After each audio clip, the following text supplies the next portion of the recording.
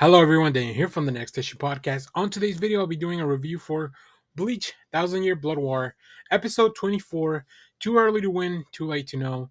For those keeping track of the manga, this covers chapters 597 through 601, plus a few other bits that had been like from previous chapters and maybe forward chapters. So one of the main things that I enjoyed about this episode is that we are working with some anime exclusive events that they're expanding the lore that we missed in the manga.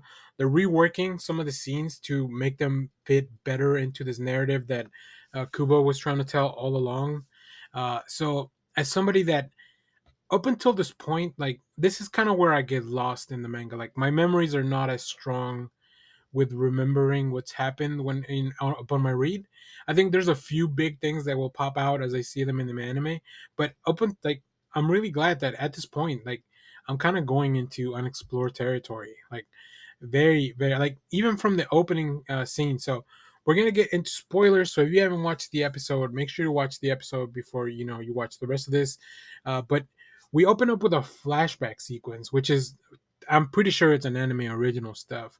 Ichibe and Yuhobachi, 1,000 years ago, set up in gray tone, so you know that it's a flashback, which is really cool. I think it adds to the mood and the gravity of the situation there, where Yuhobachi and Ichibe are talking about how to achieve peace within the kingdoms. Right?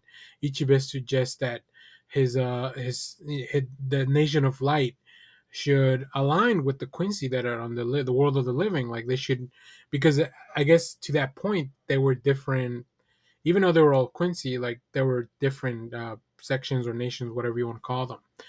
But we find out that the true reason that Ichibe visited was to seal away Yuhobachi's almighty ability, like the thing with his eyes. Like there was a panel where Yuhobachi looked a little bit cross-eyed, but it was because you could see, like, I didn't. If you look closely, you'll see more pupils than there should be. So that's kind of why they're all over the place. But yeah, Ichibe very quickly takes care of business. He kills a bunch of Quincy that attack him at the moment there. I'm really looking forward to Ichibe's fight in the future because man, he is OPAF, as the kids would say. Next, we flash to Senjumaru receiving Yuhobachi at the Soul Palace. Um, really cool scene. Like it really feels like it just the way that it's kind of like I'm gonna say shot, but like the way it's like the way the scene is constructed, the music, all the cues. It's also really cool to finally have the like normal lighting again, like without all the red, with all the red that's happening at the Soul Society because of the takeover. So it's nice to be like it really feels like we are in a different moment of this story again. Uh, so very cool stuff. It feels like a big fight's coming, and of course is gonna come soon. We do cut to Ichigo and the gang about to take off in a rocket, and this is where we still get a few moments of levity. We get a little bit of a gag and a little bit of jokes. Ganju shows up to join them, so it is Yorichi, Ganju, Ichigo, Chad, and Orihime that are all going up in the rocket. That will go up in the rocket to the Soul Palace. Once again, we flash back to the Soul Palace. Senjomaru quickly disposes of like the little small soldiers that are brought up, so they have to keep escalating. And then we intercut that fight with all the stuff that's going on in the rocket. When the rocket takes off, it's very comedic because it doesn't take off in a straight manner like we've seen before in the other rocket that Ganju and his sister uh, helped them before.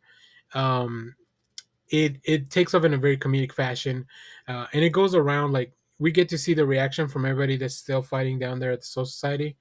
And of course, Mayori has a comment like, "I would have made this take off even better," or something like that. Very like clearly, you can tell Mayori is a favorite of not only Kubo but probably also everybody working on the anime. So that's really cool.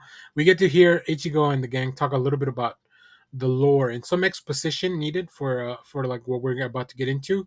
Jorichi, of course, being of royal descent, being part of one of the royal families, and Ganju same. So they have a little bit of knowledge of that, all the events that are going on. Um, so Senjomaru and the rest of the Zero Squad show up. They trap Yuobach and his people in in a cage like this. They pretty much trap them, so they can't. It's a really cool sequence that I don't. I mean, you should go watch it, but it's a really cool sequence where they trick them all along.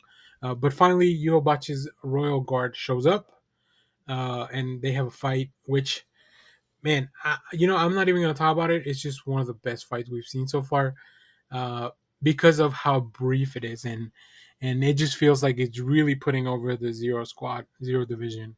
But Yuobach finds a way to teleport outside the cage. I think from some of the hints and things that I've seen online, it feels like Uryu was the one that helped him achieve this. Like he had a Quincy badge that he threw out there, and then they switched places. I don't remember exactly what Uryu's full ability is, so I don't want to like speculate. But we did have a moment where we flashed to Uryu. His badge was flashing a little bit.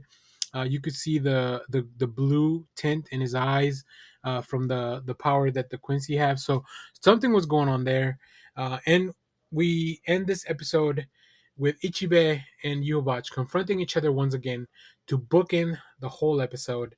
Kind of where we started. Big cliffhanger, no end credit scene, right onto the credits. And next week we'll get the 2 episode finale. So I'm really excited for that. But another fantastic episode. It also makes me very excited about the next couple of cores, like to wrap up the series, because this tells me that there's not a lot of manga material left. So like this tells me we're gonna get a lot of anime exclusive stuff to really make sure that everything makes sense. Very excited for that. As much as I really enjoyed the manga the first time I read it, there were a lot of big plot holes and things that maybe they just didn't have enough. Kubo didn't have enough time to get to. So I'm very happy that we get to have this kind of second chance. So there you go. There you have it. As always, thank you for watching, everyone. Remember to share, like, subscribe. Let me know what you thought about this episode down in the comments. And stay tuned. We have more comic reviews, trailer reactions, TV recaps, all that fun stuff here in the channel. Thanks for watching, everyone. Bye bye.